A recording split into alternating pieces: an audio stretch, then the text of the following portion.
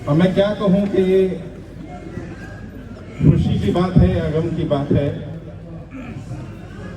कि हम इतने ज्यादा लोग यहाँ एक ऐसी परेशानी के कारण इकट्ठा हुए जिसके लिए हम में से कोई भी जिम्मेदार नहीं है।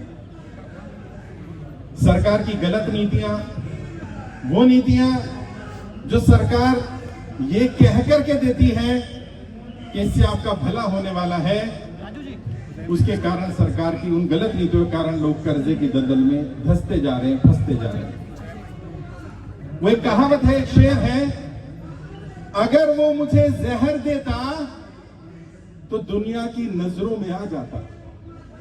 अगर वो मुझे जहर देता तो वो दुनिया की नजरों में आ जाता। तो उसने यूं किया कि मुझे समय पर दवा न दी।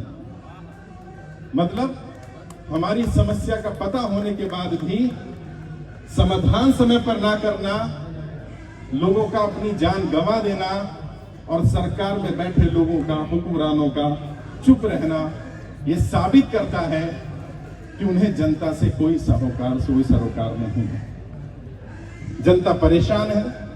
हर दिन हजारों लोग कॉल कर रहे हैं, हजारों लोग। यहाँ भी कई साथी होंगे, वो कहते हैं आपके फोन नहीं लगते हैं, कोई फोन नहीं उठाता है। मैं आपको क्या मतलब विश्वास कैसे दिलाऊं, कैसे यकीन दिलाऊं आपको कि हर दिन हजारों लोग कॉल कर रहे हैं और जितने लोग भी यहाँ बैठे हैं, जितने भी वॉलंटियर हैं, इनमें से कोई पेड व्यक्ति नहीं है। सब अपना काम धंधा, अपना व्यापार कुछ ना कुछ करते रहते हैं और उसके साथ साथ जनता की लड़ाई लड़ रहे हैं। और मैं आपको विश्वास दिलाता हूं इस मंच से, और आज आप यहाँ आए हैं इतनी बड़ी संख्या में, ये साबित करता है कि आप में से बहुत सारे लोग सिर्फ अपनी लड़ाई लड़ने यहाँ नहीं आए, वो यहाँ उस जनता की लड़ाई लड़ने आए, उस पड़ोसी की लड़ाई लड़ने आए, उस व्यक्ति की आवाज बनने आए हैं जो यहाँ नहीं पहुंच सकता, जो अपनी आवाज नहीं उठा सकता। और मैं आपसे वादा करता हूं, आपकी और हर उस व्यक्ति की आवाज उन हुक्मरानों तक पहुंचाएंगे, चाहे उसके लिए कुछ भी करना पड़े। सड़क पर उतरना पड़ेगा, सड़क पर उतरेंगे। संसद पर पहुंचना पड़ेगा, संसद पर पहुंचेंगे। सुप्रीम कोर्ट जाना होगा, जाएंगे। एक एक व्यक्ति का कर्जा माफ करवाया जाएगा। मैं आपसे फिर से वादा करता हूं, और मैंने जिम्मेदारी ली है। देश का एक एक नागरिक देश की धरोहर होता है, उसकी जान बचाना मेरी जिम्मेदारी है, मेरी टीम की जिम्मेदारी है, और हम अंतिम सांस तक ये लड़ाई लड़ते रहेंगे। आज एक दिन की साकेतिक भूख हड़ताल पर मैं और मेरे साथी बैठे हुए हैं। अभी मुझे बताया गया कि यहाँ पर बहुत सारे साथी ऐसे हैं, बहुत सारी बहनें ऐसी हैं जिन्होंने सुबह से पानी तक नहीं पिया है। अगर वो हुक्मरान सुन रहे हो तो देखें कि यहाँ कैसे लोग बैठे हुए हैं, और ये ना भूख लगती है ना प्यास लगती है, इस कर्जे ने जान आफत में डाल दी है। अभी एक बुजुर्ग आए, वो मेरे पैर छू रहे हैं। मैं वेस्ट बंगाल के 80 साल के बुजुर्ग थे, मेरे पैरों में आकर गिर गए। कहते साहब बचा लीजिए, मेरी कमाई, मैंने जो घर बनाया, मैंने जो फैक्ट्री बनाई, 4 करोड़ का मात्र कर्जा था और 18 करोड़ की मेरी प्रॉपर्टी बैंक ने कब्जा कर ली। और बैंक सुनने को तैयार नहीं है, और सरकार के बैठे लोग इस समस्या को समस्या मानने को तैयार नहीं। लेकिन मैं उन्हें इस मंच से भी बता देना चाहता हूं कि ज्यादा दिन नहीं है साहब, अभी भी समय है, अभी भी समय है। स्वीकार कर लो कि गलती हुई है। जैसे नरेंद्र मोदी जी ने एक गलती अभी स्वीकार की, 2000 का नोट चलाना एक गलती थी, उन्होंने स्वीकार कर लिया और इसलिए उसको बंद करना पड़ गया। कॉमन सेंस है, जब 1000 रुपए के नोट से करप्शन होता है तो 2000 के नोट से डबल होगा ही।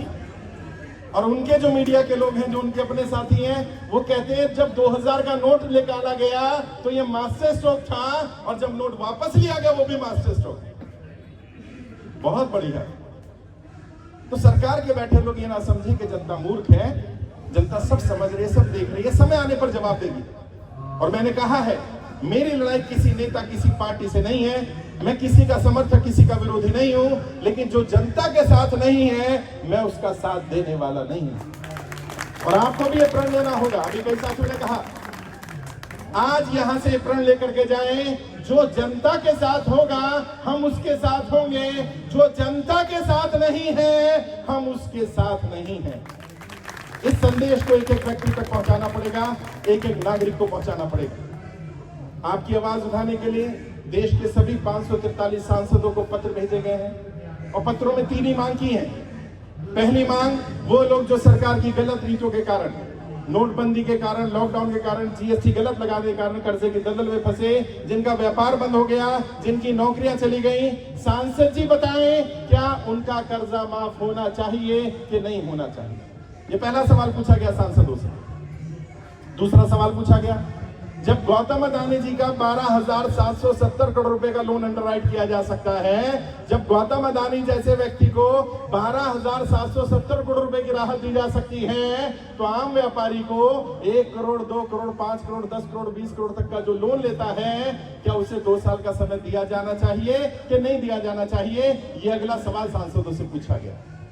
तीसरा सवाल पूछा गया, वो लोग जो अब इस दुनिया में ही नहीं रहे, उनका लोन इंश्योर्ड था, और अगर इंश्योर नहीं भी था तो एक बैंक की जिम्मेदारी बनती थी कि लोन का इंश्योरेंस कराना था। आज जब व्यक्ति दुनिया में नहीं रहा तो कम से कम उसके बच्चों से सर के ऊपर से छत ना छीनी जाए, उनका पूरा लोन माफ होना चाहिए। सांसद जी बताएं इस पर क्या राय है? तीनों सवाल पूछे गए हैं। सांसदों को पत्र भेजा गया है स्पीड पोस्ट से, सांसदों के दिल्ली के घरों पर पत्र भेज दिए गए हैं बाय हैंड, सभी सांसदों को ईमेल कर दिया गया है, सभी सांसदों को व्हाट्सएप भेज दिया गया है। और आपकी जानकारी के लिए बता दूं, 6 सांसदों के जवाब भी आ गए हैं, और 6 के 6 सांसद ने कहा है जनता का कर्जा माफ होना चाहिए। अभी 6 सांसदों के जवाब आए हैं। मैं आपसे वादा कर रहा हूं 543 के 543 सांसदों को ये बात बोलनी पड़ेगी, वरना वो दोबारा सदन में जा नहीं पाएंगे। अगर उन्हें सदन का मुंह देखना है, अगर उन्हें सदन का मुंह देखना है तो उन्हें बात स्वीकार करनी पड़ेगी कि सरकार की गलत नीतियों के कारण जनता कर्जे की दलदल में फंसी है, और सरकार को जनता का कर्जा माफ करना पड़ेगा। और मैं आगे की भी बात बता देना चाहता हूं, यहां मीडिया के साथी बैठे हैं, ज्यादातर यूट्यूबर्स हैं, सोशल मीडिया पर हैं, अभी भी मुझसे जो बात कर रहे थे, मेरी मीडिया से भी कोई दुश्मनी नहीं है। अपने दिल पर हाथ रख के देखो, कितने लोग जो मीडिया में हैं उनके ऊपर कितना कर्जा है। मैं नाम नहीं लूंगा, कई पत्रकार हैं, बड़े बड़े आज तक चैनल के पत्रकार हैं, उन्होंने फॉर्म भरा हमारा कर्जा माफी का। मैंने जब उनसे कहा, हमारी टीम ने बात की कि भाई आप आना, हमारा कार्यक्रम है, प्रेस कॉन्फ्रेंस है, नहीं आए। गलती उनकी नहीं है, गलती इन पत्रकारों की नहीं है। प्रॉब्लम क्या है, वो आ भी जाएंगे तो भी आपकी खबर दिखाई नहीं जाएगी, क्योंकि आपकी खबर दिखाने से किसी की कुर्सी खतरे में आ जाती है, तो उन्हें हमेशा डर लगा रहता है। और वो करेंगे, वो तुम्हें बांटने की कोशिश करेंगे, जाति के आधार पर, धर्म के आधार पर। और मैंने बार बार कहा है, जब कोई नेता कहे तुम्हारा धर्म खतरे में है, तो समझ लेना तुम्हारा धर्म नहीं, उसकी कुर्सी खतरे में है। वो अपनी कुर्सी की बात कर रहा है, यहां धर्म की कोई बात नहीं हो रही। जब भी कोई नेता मिले जो धर्म की बात करता मिले, जाति की बात करता मिले, उससे बोलना, भैया धर्म जाति मैं देख लूंगा, धंधे की बात कर, नौकरी की बात कर, व्यापार की बात कर। और अगर तुझे धर्म की ही बात करनी है तो एक काम कर, मंदिर का पुरोहित बन जा, मस्जिद का मौलवी बन जा, और फिर धर्म का प्रचार करता रहे। ये नहीं चलेगा। है उन बेचारे लोगों का, उन व्यापारियों का क्या दोष है जिन्होंने नरेंद्र मोदी जी को वोट दे दिया, और उन हिंदुओं के वोट लेकर नरेंद्र मोदी तो सत्ता में आ गए, और उन बेचारों को, उनको बेरोजगार कर दिया, उनके रोजगार पर आफत डाल दी। उन्हें कोई लाभ नहीं हुआ, मोदी जी को लाभ हो गया। अच्छा, उन्हें डर लगने लगा है कि जनता इकट्ठी हो रही है। आज तो ये 1000-2000 लोग हैं, कल ये सोचिए संख्या बढ़ेगी। अभी 3.5 लाख से ज्यादा लोग हमारे साथ जुड़ चुके हैं। जिस दिन वो 3.5 लाख के 3 लाख लोग आकर बैठ गए, उस दिन क्या होगा? और ये हमारी बहनें बैठी हुई हैं। सोचिए, दिल पर हाथ रख के सोचिए, हमारी किसी बहन बेटी के साथ ऐसा अत्याचार हो। और मैं भाजपा के लोगों से पूछना चाहता हूं, अगर ये ब्रजभूषण बीजेपी का ना होकर के कांग्रेस का सांसद होता, तो क्या तब भी नरेंद्र मोदी का यही व्यवहार होता? तुरंत जेल में डाल दिया होता। तो अपना करें तो सारे साथ खून माफ है, और दूसरा करे तो जेल में डाल दिया जाए। अब ये अत्याचार नहीं चलने वाला। गलत को गलत कहना पड़ेगा, सही को सही कहना पड़ेगा, धर्म जाति से ऊपर उठना पड़ेगा। क्योंकि अब्राहम लिंकन ने कहा था, जनता को नेता वैसे ही मिलते हैं जैसी जनता होती है। अगर नेता खराब है तो इसमें दोष नेता का नहीं है, इसमें दोष उस जनता का है। जब तक जनता नहीं सुधरेगी तब तक ये नेता सुधरने वाले नहीं है। और मैं एक पॉलिटिकल ट्रेनर हूं, मैं राजनेताओं की नब्ज जानता हूं और मैं आपको बता रहा हूं, ये नब्ज पकड़ लेना। जो बाबा साहब अंबेडकर ने कहा था, संविधान सभा में सवाल पूछा गया बाबा साहब अंबेडकर से, भारत में सरकारें कैसे बनेंगी? उन्होंने कहा जनता के प्रतिनिधि चुनकर के आएंगे, जो पक्ष में होगा वो सत्ता पक्ष हो जाएगा, जो सहमत नहीं होगा वो विपक्ष हो जाएगा। तो बाबा साहब अंबेडकर जी से पूछा गया, मान लीजिए किसी दिन ऐसा हुआ, सारे सांसदों ने मिलकर सरकार बना ली, सारे ही सत्ता पक्ष के हो गए, तो विपक्ष में कौन होगा? हो सकता है ना, दिल्ली में हुआ, 100 में से 70 में से 67 सीटें आम आदमी पार्टी जीत गई। अच्छा मानो 70 जीत जाती तो जीत सकती थी, तो विपक्ष कौन होगा? बात सही है। मानो कल को नरेंद्र मोदी जी या राहुल गांधी या कोई भी व्यक्ति 543 की 543 सीटें जीत ले, विपक्ष कौन होगा? जनता की आवाज कौन उठाएगा? तो सोचिए उस महान व्यक्ति ने उस समय पर भारत के सदन में क्या कहा? बाबा साहब अम्बेडकर ने कहा, सरकार जिसकी भी बनती है बनने दीजिए, जनता परमानेंट विपक्ष होगी।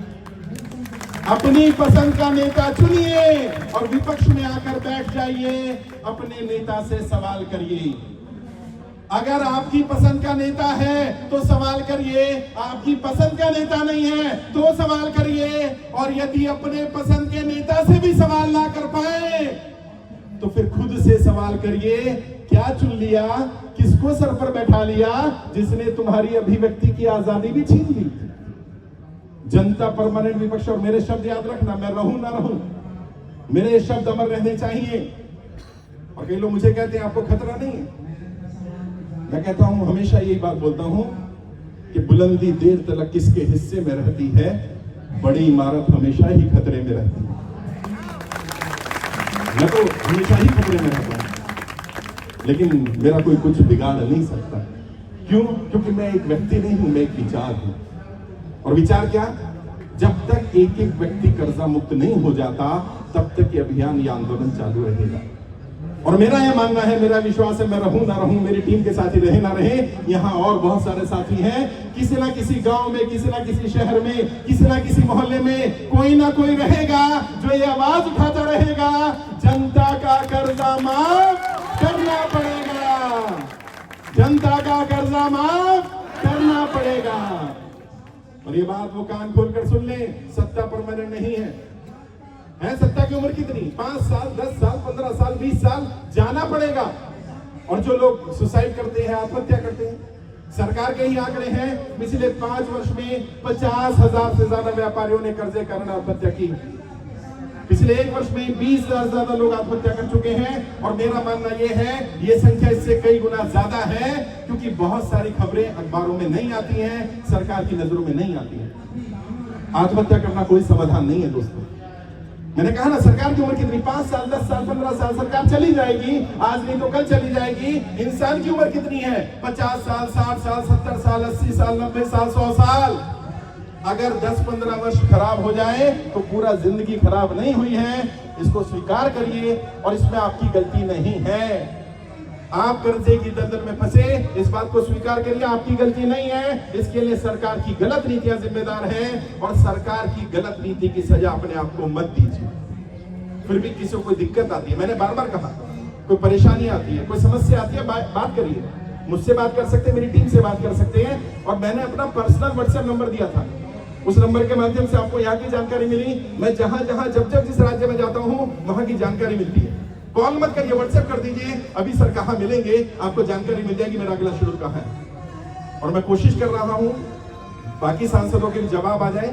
जब जवाब आ जाएंगे तो अगला कदम क्या है हमारा? जिन 6 सांसदों ने समर्थन किया है उन सांसदों से अब अगला लेटर भेजकर अपील की जा रही है, सदन में हमारा मुद्दा उठाइए। पता तो चले कि सांसद वास्तव में हमारे साथ है या दिखावा कर रहा है। अभी बोला ना राहुल जी ने, जब तक तोड़ेंगे नहीं तब तक छोड़ेंगे नहीं। ये कान खोल के सुन ले, सत्ता में बैठे लोग, किराएदार है भैया, परमानेंट मकान नहीं है, छोड़ना पड़ेगा। अगर जो सांसद ये कहते हैं, 6 सांसदों ने कहा, 2 बीजेपी के भी सांसद हैं, उन्होंने भी कहा कि जनता का कर्जा माफ होना चाहिए। एक एनसीपी के सांसद ने कहा, एक कांग्रेस से कहा, एक झारखंड से है, एक और सांसद है, इन सब ने कहा कर्जा माफ होना चाहिए। अब इनसे रिक्वेस्ट की जा रही है सदन में मुद्दा उठाइए, और अगर वो सदन में मुद्दा नहीं उठाते हैं तो पता चल जाएगा हाथी के दांत दिखाने के और है और खाने के और है। और फिर हम क्या करने वाले हैं, देखो सारी रणनीति बता रहा हूं आज, ताकि तुम्हें भी पता चल जाए आगे क्या होने वाला है। अभी बोला ना, किसने बोला था धमाके की जरूरत होती है बहरों को सुनाने के लिए, तो मैं धमाका बता रहा हूं क्या क्या करने वाले हैं हम। जिन सांसदों के जवाब नहीं आएंगे, तो पत्र में लिखा गया है, सांसद महोदय आपकी क्षेत्र की जनता का कर्जा माफ होना चाहिए कि नहीं होना चाहिए, 7 दिन में आप जवाब दे दीजिएगा। यदि 7 दिन में आपका जवाब नहीं आता है तो ये मान लिया जाएगा आप जनता की कर्जा माफी के समर्थन में नहीं हैं। और फिर क्या करेंगे हम? फिर उस सांसद की लोकसभा में पोस्टर लगवाए जाएंगे, ये सांसद जी कह रहे हैं मैं अपनी क्षेत्र की जनता का कर्जा माफ करने के लिए सांसद नहीं बना, मैं तो अमीरों का कर्जा माफ करने के लिए बना हूं। फिर जनता तय कर लेगी कि जनता ने साथ देना है कि नहीं देना। और जैसा भी राजीव जी ने कहा और वक्ताओं ने कहा, जरूर नहीं कि मैं जाऊं, ये जाए, इनमें से कोई जाए, तुम में से कोई क्यों ना जाए, जिसको समस्या आ रही है वो जाए सांसद के पास। और अभी हम लोग टीम बना रहे हैं, हर लोकसभा में 100 लोग, रोज सांसद जी क्या बैठ जाओ, चाय पानी खाना नाश्ता मिलता है, अच्छा जाके पूछो सांसद जी कर्जा कब माफ करोगे। अच्छा रिकवरी वाले को सांसद के घर बुला लो, भैया मेरे पैसे ना सांसद जी से लेने हैं, वहां आ जा। जब तक तोड़ेंगे नहीं छोड़ेंगे नहीं। और जितने भी सांसद हैं माननीय हैं, सम्माननीय हैं, सम्मान के साथ उन्हें कह रहा हूं, आपको आपकी कुर्सी प्यारी है, मुझे आपसे ज्यादा आपके साथ हमदर्दी है, और मैं चाहता हूं आप परमानेंट उसी कुर्सी पर रहे, अंतिम शव यात्रा भी उसी कुर्सी पर निकाले, मुझे कोई आपत्ति नहीं है। अगर जनता का कर्जा माफ नहीं कर सकते तो कुर्सी से उतर क्यों नहीं जाते माई बाप? कुर्सी ही तो है, अर्थी तो नहीं है कि उतर नहीं सकते। मैं भी चाहता हूं कि आप कुर्सी पर बने रहे, परमानेंट कुर्सी पर रहें, लेकिन आपको सिर्फ इतना सा करना होगा कि सदन में तय करें कि अगले 5 वर्ष, जैसे पिछले 5 वर्ष में लगभग 16 लाख करोड़ से ज्यादा का लोन अंडरराइट किया है, अमीरों का राइट ऑफ किया गया है, तय कर ले अगले 5 वर्ष अमीरों का कर्जा माफ ना करके अमीरों का राहत ना देके आम जनता को राहत देंगे। और मैं आप सबसे पूछना चाहता हूं, अगर कोई भी आपका सांसद ये वादा करे कि मैं आपका कर्जा माफ करूंगा या मैं अभी करने को तैयार हूं, चाहे वो किसी भी पार्टी का हो, तो उसका साथ देंगे कि नहीं देंगे? आवाज नहीं देंगे कि नहीं देंगे? साथ देना चाहिए कि नहीं देना चाहिए? अच्छा, अगर सांसद कहे मैं कर्जा माफ नहीं करूंगा तो साथ देना चाहिए कि नहीं देना चाहिए? सांसद महोदय मुझे लाइव सुन रहे होंगे, नहीं तो वीडियो मिल ही जाएगा। किसी पार्टी किसी नेता से लड़ाई नहीं, इस बार जनता तय करेगी कि जनता के मुद्दों पर बात होगी, वरना जनता तय करेगी कि सरकार वो आएगी जो जनता के मुद्दों पे बात करेगी। कोई पार्टी कोई नेता अपने को नहीं चाहिए। इसलिए मैंने क्या किया, मैं आपको एक और राज की बात बताता हूं। ये खुराफाती बैठा हुआ कहां गया? राजीव, ये भगत सिंह है जो भिड़ने की बात करता है। इसने कहा एक काम करते हैं, प्रधानमंत्री के घर ही मिल लेते हैं, सब जाते हैं। वैसे एक बार और ये कांड कर चुका है, बता दूं क्या? एक बार इसको जोश आ गया, 100 लोगों को लेकर प्रधानमंत्री के घर में उसका पुतला फूंक दिया। इसी प्रधानमंत्री की बात कर रहा हूं, नरेंद्र मोदी जी की, जिनको लोग कहते हैं उनसे सब डरते हैं। घर में घुस के पुतला फूंक दिया, तो कहते हैं एक काम करते हैं, सबको वहीं बुला लेते हैं। मैंने कहा यार पुलिस वाले परमिशन नहीं देंगे। कहते सर आज तक लीक अब है परमिशन। और ये यहाँ जो मैनेजमेंट कर रहे हैं, सच बता रहा हूँ, पहली बार परमिशन ली है इसने। मैंने रिक्वेस्ट किया भाई परमिशन ले ले। हम वो लोग हैं परमिशन नहीं लेते। परमिशन क्या, जनता को क्या परमिशन चाहिए भाई? और ये बात उन नेताओं को भी समझ में आनी चाहिए कि नेताओं के लिए तुरंत परमिशन है, और जो नेता को नेता बनाता है उस जनता को परमिशन लेनी पड़ेगी, वो भी अपनी कर्जा माफी के लिए। मैंने इसको मना किया, मैंने कहा अभी ऐसा कुछ नहीं करना। मैं आपको भी कह रहा हूं अभी ऐसा कुछ नहीं करना। जब समय आएगा तो बता दिया जाएगा आगे क्या करना है। अभी चूड़ी उतनी ही टाइट करो जितनी जरूरत है।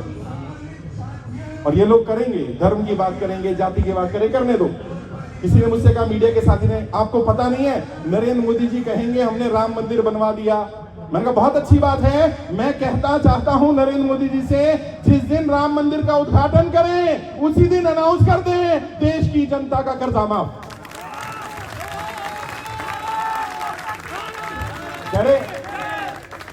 कहते हैं आप तो हर चीज में कर्जा घुसेड़ लेते हो। मैंने कहा वो भी तो धर्म घुसेड़ लेते हैं। हाँ धर्म बड़ा है, लेकिन धर्म से बड़ा धंधा है। जब पेट में रोटी नहीं होती ना साहब, तो उसे हिंदू मुस्लिम सिख ईसाई कुछ नजर नहीं आता, उसको उस समय अपना धंधा नजर आता है। उन लोगों से पूछो जो भूख से मर जाते हैं, उस व्यक्ति से पूछो। लोग कह देते हैं आत्महत्या कर ली, कायर था। मैं सच्चाई बताऊं, कायर था कि नहीं था मुझे नहीं पता, लेकिन खुददार था, इज्जतदार आदमी था वो। क्योंकि जब उसकी समाज में इज्जत उछाली जा रही थी, जब उसकी बहन बेटियों को बुरा कहा जा रहा था, मरता क्या ना करता, अपने सामने देख नहीं सकता, या तो मार देता या मर जाता। मारने की ताकत नहीं थी, मर गया।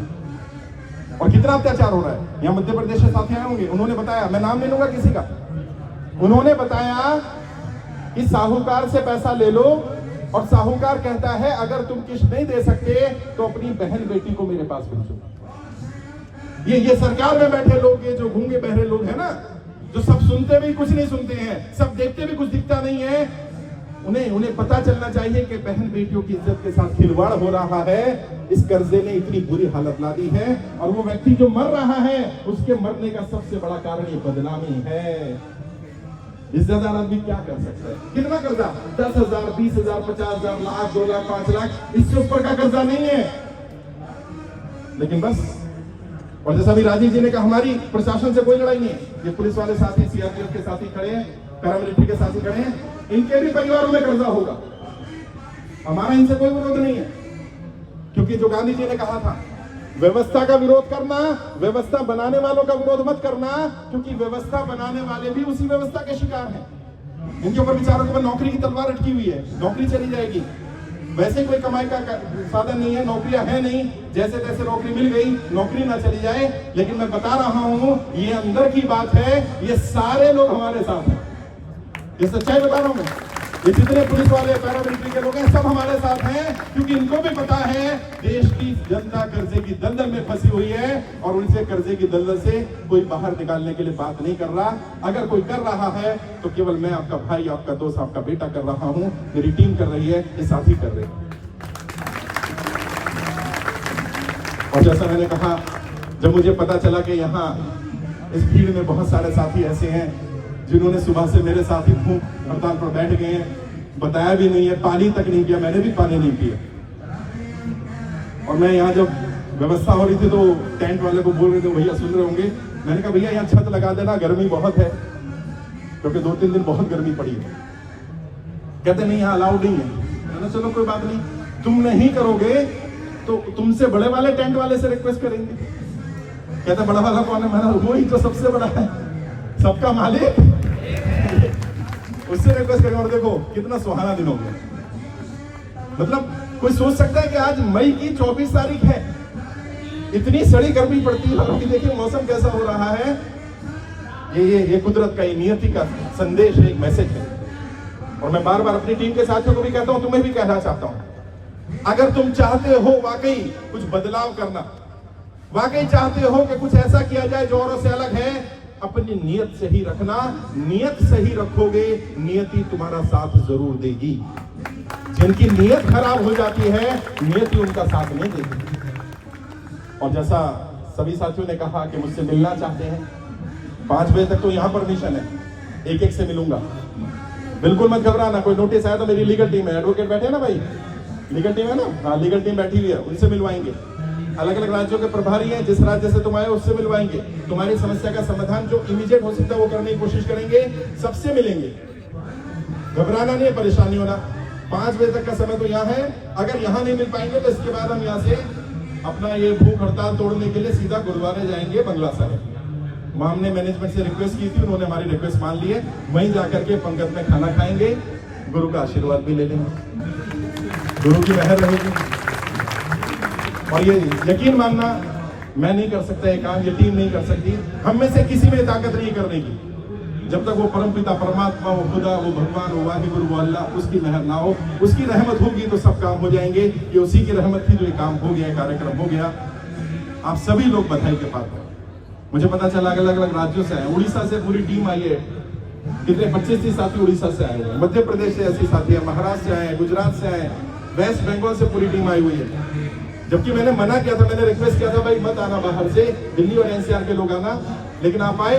ये आपका व्यक्तिगत रूप से मेरे ऊपर एहसान है। और मैं आपसे वादा करता हूं, जब भी उस परमपिता परमात्मा ने, उस नियति, उस खुदा, उस भगवान, उस वाहिगुरु ने, उस अल्लाह ने मुझे ताकत दी, 1 मिनट नहीं लगाऊंगा तुम सबका कर्जा माफ करा दूंगा, 1 मिनट नहीं लगाऊंगा। ये मेरा वादा है आपसे। और मौत और जिंदगी तो ऊपर वाले के हाथ है, वो तो पता नहीं। जीते जी मैं आपसे वादा करता हूं, मैं आपकी लड़ाई लड़ता रहूंगा। मैंने अपना व्यापार, काम धंधा सब बंद कर दिया। मेरा एक ही ध्येय है, जनता की कर्जा माफी, और इसके लिए जहां जाना पड़ेगा जाएंगे। अभी हमने कई लोगों को समस्या का समाधान करने के लिए सांसदों, विधायकों के पास भेजना शुरू कर दिया है। कई लोग ऐसे हैं जिनके पास खाने के लिए रोटी भी नहीं है, जिनके पास रहने की जगह नहीं है, तो बिल्कुल मत घबराइए, तुरंत हमारा लेटर लेकर के सांसद और विधायक क्या चले जाइए। लेटर आपको चाहिए होगा, हमारे राज्य का प्रभारी आपको लेटर दे देगा, उसको लेटर को लिख करके, उसका प्रिंट आउट लेकर के, उसको लेकर के सांसद को दे देना। जो मदद चाहिए होगी सांसद करेगा। अगर मदद कर दे तो उसकी वीडियो बनाना, उसको हम प्रमोट करेंगे, चाहे किसी पार्टी का हो। अगर मदद ना करे तो भी वीडियो बना लेना, तो भी प्रमोट करेंगे। अब तो सांसद को तय करना पड़ेगा भैया। कई लोग कह रहे हैं साहब मुख्यमंत्री से भी अपील करो। देखो मैं थोड़ा पढ़ा लिखा भी हूँ, थोड़ी नॉलेज भी है मुझे। ये वित्त का जो मुद्दा होता है, ये राष्ट्रीय मुद्दा है, और इसका समाधान केंद्र से ही हो सकता है। राज्य से अगर अपील भी कर देंगे तो वो कह देगा हमारे बस की नहीं है, जाकर के प्रधानमंत्री से बात करो। इसलिए हमने सीधा वित्त मंत्री और प्रधानमंत्री से ही बात की। 7 बार वित्त मंत्रालय में डेलीगेशन जा चुका है, 4-5 बार पीएमओ जा चुका है। आज भी एक पत्र हम पीएमओ में भेज रहे हैं। जब तक जवाब नहीं आएगा पत्र भेजते रहेंगे। और हमने तय कर लिया है कि कब तक पत्र भेजा जाए उसकी भी एक सीमा होनी चाहिए। तो मैं अपनी तरफ से आज इस मंच से आपकी सहमति से एक सीमा रखना चाहता हूं। तो क्या एक सीमा दे दी जाए सरकार को? भाई नहीं दी जाए, आवाज नहीं आ रही, दी जाए कि नहीं दी जाए? नहीं, नरेंद्र मोदी जी के स्टाइल में दी जाए कि ना दी जाए? भाइयों बहनों, दी जाए कि ना दी जाए? अच्छा, लोग कह रहे हैं नहीं दी जाए, सरकार को कोई सीमा नहीं। ओ भाई ऐसे मत करो। मेरे हिसाब से 1 महीने का समय सरकार को दे दिया जाए, और ये हमारा लास्ट अल्टीमेटम होना चाहिए कि अगर 1 महीने में सरकार जनता की कर्जा माफी पर निर्णय ना ले तो फिर हम निर्णय लेंगे कि हमें क्या करना है। क्योंकि अब ऐसे कब तक हम मालिक होने के बाद भी कटोरा लेकर के सरकार के दर दर भटकते रहेंगे? तो अगर सरकार नहीं सुनती, हाँ, तो संसद कुछ करेंगे। नहीं, अभी कुछ नहीं करेंगे। 1 महीने का समय दे देते हैं। आज 24 तारीख है, 24 मई 2023। 1 महीने से ज्यादा का समय देते हैं, 30 जून 2023। 30 जून तक का समय है सरकार के पास, सांसदों के पास, जवाब दे दे। अगर 30 जून तक जवाब नहीं आता तो फिर हम उन्हें तय करके बता देंगे कि अब हम क्या करने जा रहे हैं। फिर हम सरकार से संवाद करना बंद करके जनता के साथ ही संवाद कर लेंगे और जनता को अपने साथ ले लेंगे। सही है? नहीं ऐसे नहीं, सर्वसम्मति से हाथ उठा के तैयार है? तैयार है? तैयार है? तो सरकार में बैठे लोग सुन ले, नरेंद्र मोदी जी माननीय प्रधानमंत्री, आप मेरे भी प्रधानमंत्री हैं, हम सबके प्रधानमंत्री हैं। आपसे एक बार और अंतिम अपील कर रहे हैं। आप कहेंगे हाथ जोड़ के, तो हाथ जोड़ के अपील कर लेते हैं, पैर पकड़ के अपील कर लेते हैं, जैसे कहोगे वैसे अपील कर लेते हैं। 30 तारीख तक आप हमें बता दें कि आप जनता का कर्जा माफ कर रहे हैं कि नहीं कर रहे हैं। अगर 30 जून तक जवाब नहीं आता तो जो भी करना होगा फिर जनता को करने देंगे, फिर हम जनता को रोकेंगे नहीं। जनता संसद का घेराव करना चाहे संसद का घेराव कर ले, जनता सांसद का घेराव करना चाहे सांसद का कर ले, जनता सांसद की कुर्सी पकड़ना चाहे कुर्सी पकड़ ले, छीनना चाहे छीन ले, बैठना चाहे बैठ जाए। तैयार है? तैयार है? क्योंकि देखो जैसा भी कहा था हरमन जी ने नहीं, नीरज जी ने कहा था क्या, अगर आप यहाँ खांसोगे भी ना तो आपकी खांसी की आवाज भी संसद भवन में जाती है, क्योंकि यहाँ ऑफिसर बैठे होंगे, पुलिस वाले होंगे, एलआईओ होंगे, सिविल ड्रेस पे होंगे, वो जानकारी देंगे पल पल की। मैं तो वैसे सर्वेलेंस पे रहता हूँ, ये लोग भी सर्वेलेंस पे रहते हैं, और आज से तुम भी सर्वेलेंस पे आ जाओगे। सरकार देखेगी अच्छा यही खुराफाती है। डरना नहीं है किसे, हम गलत नहीं कर रहे, हमारी कोई मांग गलत नहीं है, और अपने लिए मत लड़ना बस। मैंने देश की आजादी से पहले के, आजादी के बाद के मैक्सिमम आंदोलनों के बारे में पढ़ा। मैंने देखा कि आंदोलन फेल क्यों होते हैं और आंदोलन सफल क्यों होते हैं। राज की बात बता रहा हूं, तुम लेके जाना, तुम्हारा आंदोलन सफल हो जाएगा। पता चला ज्यादातर आंदोलन इसलिए फेल हो जाते हैं क्योंकि हर कोई अपनी मांग के लिए लड़ रहा होता है। यहाँ पर रेगुलरली लोग बैठते हैं, कोई अपनी मांग कर रहा है, पेंशन दे दो, कोई कह रहा है कुछ दे दो, कोई कुछ दे दो, कोई कुछ दे दो, हर कोई अपनी लड़ाई लड़ रहा है। जब तक तुम अपनी लड़ाई लड़ते रहोगे, अपनी मांग के लिए लड़ते रहोगे, मेरा विश्वास करना तुम लड़ाई जीत नहीं पाओगे। अगर तुम वाकई लड़ाई जीतना चाहते हो, अपनी लड़ाई लड़ना बंद कर दो, दूसरों की आवाज उठाना शुरू कर दो। और देखो यहाँ हजारों लोग हैं इस समय को, अगर हर व्यक्ति तय कर ले मुझे हर एक की मदद करनी है, तो एक व्यक्ति की मदद के लिए 1000 लोग मिलेंगे, और अगर हर व्यक्ति तय कर ले मुझे अपनी मदद करनी है तो एक मिलेगा। तय कर लो तुम्हें एक चाहिए कि 1000 चाहिए, है कितने चाहिए, तो बस तय कर लो अपने पड़ोसी की मदद करनी है। करोगे? ऐसे नहीं करोगे तो पड़ोस में जो भी बैठा है उसका हाथ पकड़ लो, हाथ पकड़ लो भाई, पड़ोस में जो भी बैठा है तो हाथ पकड़ ले, शर्माओ नहीं, बहन है तो भाई बहन है, कोई दिक्कत नहीं है। हाथ उठा लो, हाथ उठा लो भाई, हाथ तुम भी उठा लो, तुम क्यों शर्मा दो, तुम्हारी दुश्मनी है क्या? हाथ उठा लो, हाथ उठा लो। अब शपथ लेंगे हम, तैयार है? मैं शपथ लेता हूं, मैं अपने इस पड़ोसी भाई, मैं अपने इस पड़ोसी भाई, मैं अपने सामने वाले भाई, मैं अपने पीछे वाले भाई, मैं अपने सभी भाई बहनों की हर संभव मदद करूंगा। मैं उसे अकेला नहीं छोड़ूंगा। कोई साहूकार, कोई बैंक वाला, कोई एनबीएफसी वाला अगर मेरे भाई बहन को परेशान करेगा, मेरे पड़ोसी को परेशान करेगा, मैं उसकी लड़ाई लड़ूंगा। यदि मैं ना लड़ूं, सोच लो मैं जो बोलने वाला हूं, तैयार हो ना, झूठी कसम मत खाना। यदि मैं उसकी लड़ाई ना लड़ूं तो परमात्मा मुझे जो सजा देना चाहे दे दे। तैयार है? इनकलाब, इनकलाब, इनकलाब। मैं आपका भाई, आपका दोस्त, आपका बेटा, जो आप समझना चाहो, मैं आपके लिए इतना ही कर सकता हूं, इतना ही कर सकता था। आप लोगों को जोड़ दिया। अब आप लोग एक दूसरे का साथ दो ना दो, ये मेरी गलती नहीं होगी। एक दूसरे के नंबर लो, यहाँ कोई मनाही नहीं है। कोई किसी को नंबर दे रहा था, कार्ड बांट रहा था, मैंने कहा बिल्कुल सबको बांटो, मेरे को कोई दिक्कत नहीं है, सब एक दूसरे की मदद करो। लेकिन कोई किसी के साथ फ्रॉड ना कर लेना, पता चला टोपी बना दी, बेचारा पहले ही कर्जे में था, उसे एक स्कीम और चेप दिया, जा 2 के 4 करेंगे, 2 के 4 करेंगे, उसके 2 के 1 रह गए। ऐसा नहीं करना, और अगर ऐसा करो तो ऑन कैमरा बोल रहा हूं, अपनी सोच विचार से करना। और जब कोई स्कीम बताता है, जहर देकर नहीं दिया जाता, जहर दवा देकर दिया जाता है। स्कीम बताता है तो यही बोलेगा बहुत बढ़िया बाबू, मैंने 1 के 4 किए, तेरे 1 के 8 हो जाएंगे, और फिर तेरा 1 गायब। कैसे झांसे में नहीं आना।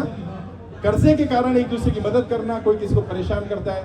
कई लोगों ने मुझसे कहा, मैं नाम लूंगा, बड़े अधिकारी हैं, मेरे मित्र हैं, IAS हैं, कहते सर सारी बातें सही हैं, लेकिन एक बात बताऊं, कुछ लोग ऐसे हैं जो फ्रॉडी हैं, जो पैसा खा के पैसा देना नहीं चाहते। मैंने कहा मैं आपकी बात से सहमत हूं, कुछ लोग ऐसे हो सकते हैं। मैंने पूछा कितने प्रतिशत होंगे? कहते लगभग 20-30% होंगे। मैंने 50 मान ली, कहते ठीक है। मैंने बाकी 50 का कर दो, और चुप हो गया। कह रहे पता कैसे लगा? मैंने सरकार तुम हो कि मैं हूं? अबे भाई सरकार तुम हो ना, मैंने तुम्हें जानकारी दे दी, तुम उसे बुला लो, उससे पूछ लो भैया कैसा कर्जा, किस चीज का कर्जा, बता देगा। सरकार के पास तो सब कुछ है, मुझसे चाहते हो कि मैं इंक्वायरी करके बताऊं फ्रॉड है कि जेन्युइन है। मेरे लिए तुम सब जेन्युइन हो, मेरे लिए वो 3.5 लाख के 3 लाख जेन्युइन है, क्योंकि उन्होंने अपनी जानकारी मुझे दी है। भाई साहब, कर्जा ऐसी चीज है, घर वाला अपनी बीवी को नहीं बताता, बीवी अपने हस्बैंड को नहीं बताती कर्जा कितना है। मैंने कई घरों की ऐसी स्थिति देखी है, क्योंकि पता है कि कर्जा पता चल गया तो मेरे को देखने का नजरिया बदल जाएगा, इसका पता चलेगा इसके पास तो कुछ है नहीं। जो व्यक्ति अपनी इतनी खास चीज जो अपनी पत्नी को ना बताए, उसने मुझे बता दी, तो मैं कैसे मान लूं वो फ्रॉड है यार? मेरे लिए वो जेन्युइन है। और तुम्हें ये पूछेंगे, मैंने बहुत सारी वीडियो बनाई, वो भी सुन लेना, लेकिन कुछ जवाब बता देता हूं। तुम्हें लोग कह सकते हैं किसी ने समय पर तुम्हें पैसा दिया, तुम्हारी मदद करी, अब तुम चाहते हो उसका पैसा मर जाए। नहीं, उसका पैसा मरेगा नहीं। सरकार के कर्जा माफी का नियम समझो और उन्हें भी समझाना। नियम क्या होता है? मान लो तुमने मुझसे पैसा लिया, सरकार ने तुम्हारा लोन माफ कर दिया, मेरे पैसे का क्या होगा? मेरा पैसा सरकार मुझे देगी जितना जायज बनता होगा, यानी मेरा भी नहीं डूबेगा और तुम्हें भी नहीं देना है, सरकार मदद करेगी, जैसे बैंकों की मदद करती है। तो साहूकारों को बताओ, अभी होशियारपुर में हुआ ना हमारे साथ, पंजाब में एक NBFC कंपनी ने कंप्लेंट कर दी, तो हमारे राष्ट्रीय अध्यक्ष गए और गए हैं पठानकोट में हुआ हमारे साथ। वहां SSP के ऑफिस में गए हमारी टीम, उन्होंने बताया, NBFC वालों को बुलाया गया, RBI का भी एक व्यक्ति कह रहा था मैं RBI का हूं, वो भी आ गया। उन्होंने कहा नहीं, काम तो आप अच्छा कर रहे हो, लेकिन आप ये बोलना बंद करोगे कर्ज मुक्त भारत। कहते अच्छा क्या बोले? कह रहे फिर निःशुल्क बोलना बंद कर दो, पैसे ले लो। मैंने अच्छा, असली बीमारी तो यही है। उन्हें ये प्रॉब्लम नहीं है कि मैं ये कर्ज मुक्त भारत अभियान चला रहा हूं, या तो मैं कर्ज मुक्त बंद कर दूं या मैं निःशुल्क बंद कर दूं, मैं पैसे लेना शुरू कर दूं। मैंने कहा भैया ऐसा है, ना तो हम निःशुल्क हटाएंगे और ना कर्ज मुक्त हटाएंगे, तुम बताओ तुम्हें समस्या क्या है? जब हमारी टीम ने तर्क रखने शुरू करे तो उन्होंने कहा जी लोग आते हैं हमारे पास, लोन ले लेते हैं और अगले दिन कहते हैं मैंने तो फॉर्म भर दिया कर्जा मुक्ति का, अब मेरा लोन माफ हो जाएगा। भाई ऐसा भी नहीं करना। मैं आपके माध्यम से मीडिया के साथियों से, सोशल मीडिया पे तो आप सब डालोगे, मैं ये बात बताना चाहता हूं, जो लोग नोटबंदी, GST, लॉकडाउन के कारण, सरकार की गलत नीतियों के कारण कर्जे की दलदल में फंसे हैं, उनकी कर्जा माफी का ये अभियान है। अगर कोई कहता है कि लॉकडाउन, नोटबंदी, GST के अलावा सरकार की कोई नीति से मैं कर्जे की दलदल में फंस गया, उसका भी कर्जा माफ करवाएंगे। लेकिन ऐसा मत करना कि किसी से पैसा ले लो बैंक से और अगले दिन लोन माफी का आवेदन कर दो, क्योंकि सरकार ऐसे लोगों का लोन माफ नहीं करेगी। मैंने बताया था 4 कैटेगरी के लोगों का लोन सबसे पहले माफ होगा, जब भी होगा। पहला, जो व्यक्ति दुनिया में नहीं रहा, नोटबंदी, GST, लॉकडाउन के कारण या किसी भी कारण बंदे की डेथ हो गई, लोन था, गाड़ी का, घर का लोन था, उसका लोन माफ होना ही चाहिए, इसमें तो सरकार भी सहमत हो जाएगी। दूसरा, वो लोग जिनका व्यापार बंद हो गया और वो साबित कर देते हैं कि उनका व्यापार था नोटबंदी, GST, लॉकडाउन से पहले और अब व्यापार नहीं है, उनका लोन माफ हो जाएगा, होगा ही होगा। तीसरा, किसानों का लोन माफ होगा, पहले भी कुछ किसानों का लोन माफ हुआ है, किसानों का फिर माफ हो जाएगा। चौथा, वो लोग जिन्होंने एप्लीकेशन से लोन लिया, साहूकारों से लोन लिया, अनाप शनाप रेट ऑफ इंटरेस्ट दिया, कहीं कहीं पर पंजाब में मैं गया, मेरे को पता चला 10% का ब्याज है साहब, 10% का। सोचिए, अभी मैं चांदनी चौक मार्केट में गया, एक व्यापारी के भाई ने आत्महत्या कर ली, 50 लाख रुपए का कर्जा था, 10% ब्याज पर। सोचिए, और कितने 18 महीने से ब्याज दे रहा था वो आदमी। अब आप लगा लो 50 लाख रुपए का 10% ब्याज 18 महीने, यानी वो जितना पैसा था उससे दुगना तो दे चुका और अभी वो उतना ही कह रहा था कि 50 लाख और देना है। आत्महत्या कर ली उसके व्यक्ति ने। तो जिन लोगों के साथ ऐसा हो रहा है, ये 4 कैटेगरी में आते हैं, लगभग सारे ही आ जाते हैं, इनका लोन माफ हो जाएगा। और जिनका 10,000, 20,000, 50,000, 1 लाख, 2 लाख, 5 लाख, 10 लाख तक का लोन है, वो बिल्कुल भी चिंता ना करें, उनका लोन तो सरकार जब चाहे माफ कर सकती है। जैसे लोग पूछते हैं सरकार के पास लोन माफी के लिए पैसा कहां से आएगा, तो तुम्हें पता है, समझदार हो ना, कहां है पैसा? बैंकों में अनक्लेम अमाउंट पड़ा हुआ है।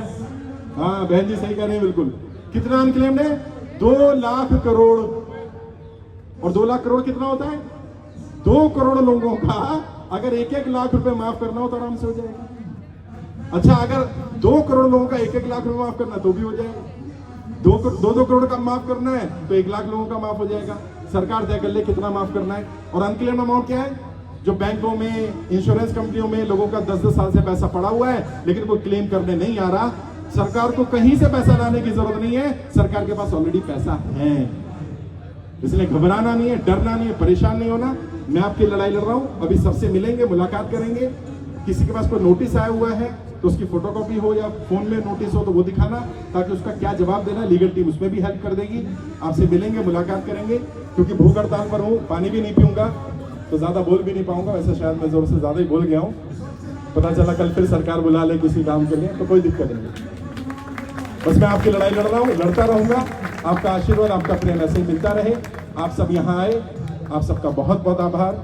खासकर से दिल्ली टीम के संजय जी और उनकी पूरी टीम जिन्होंने इस कार्यक्रम को ऑर्गेनाइज किया। और मैं आपको बताऊं, उन्होंने इन सब ने अपना पैसा लगा करके कार्यक्रम ये सोचिए, 1 रुपया भी किसी नहीं ले रहे, निःशुल्क है आपके लिए, हमारे लिए कोई निःशुल्क नहीं है। ये सब पैसे जा रहे हैं, लेकिन क्यों कर रहे हैं? क्योंकि लोगों को मरते हुए नहीं दिखाने से। वो शेर है ना कि देश बिके और मैं चुप बैठूं, ऐसा तो मैं गद्दार नहीं, ऐसा तो मैं गद्दार नहीं, मैं ऐसा नहीं। एक 4 लाइनें जो मुझे पसंद है, मैं अक्सर बोलता रहता हूँ, बोल के अपनी बात खत्म करूंगा। फिर हरमन जी का कहना था कि हमें यात्रा निकालनी, क्या बोल रहे थे यार? वो बैठे बेचारे, क्या है जी? यात्रा निकालनी है? नहीं, यात्रा निकालने की जरूरत नहीं है मेरे हिसाब से। भाई निकालनी है क्या यहाँ यात्रा? चलो यात्रा निकालेंगे शांतिपूर्ण तरीके से, यहाँ घूम लेंगे यहीं पर ही। किसी को जोर जबरदस्ती नहीं करनी, कोई शोर शराबा नहीं करना है। और कोशिश करनी है कि हम वापस आके फिर अपनी जगह बैठे, 1 to 1 मिलेंगे, बुलाया जाएगा आपको। मैं 5 बजे तक यहीं हूँ। प्रशासन से थोड़ी और अपील कर लेंगे, रिक्वेस्ट कर लेंगे और आधा पौना घंटा रुकने को कहेंगे तो रुक जाएंगे। बहुत बहुत शुक्रिया। 4 लाइनें जो मुझे पसंद है वो बोलकर अपनी बात खत्म करता हूँ। बैसाखियों पर चलकर भी महान क्यों है? बैसाखियों पर चलकर भी महान क्यों है? जो हमको बांटता है वो हुक्मरान क्यों है? हुक्मरान मतलब सत्ताधीश, सत्ता में बैठे लोग। बैसाखियों पर चलकर भी महान क्यों है? और जो हमको बांटता है वो हुक्मरान क्यों है? और अमेरिका, चीन, पाकिस्तान सब इसी सोच में पड़े हैं। सारे जहां से अच्छा हिंदुस्तान क्यों है? सारे जहां से अच्छा हिंदुस्तान क्यों है? बहुत बहुत शुक्रिया। सभी लोग नेशनल एंथम के लिए खड़े होंगे, बुलंद आवाज में गाएंगे हम लोग राष्ट्रगान। आप सभी प्रशासन के, शासन के साथियों से भी रिक्वेस्ट करूंगा, राष्ट्रगान के लिए खड़े हो जाएं। राष्ट्रगान का सम्मान हम सब करें। बुलंद आवाज में राष्ट्रगान गाएंगे भाई सब लोग।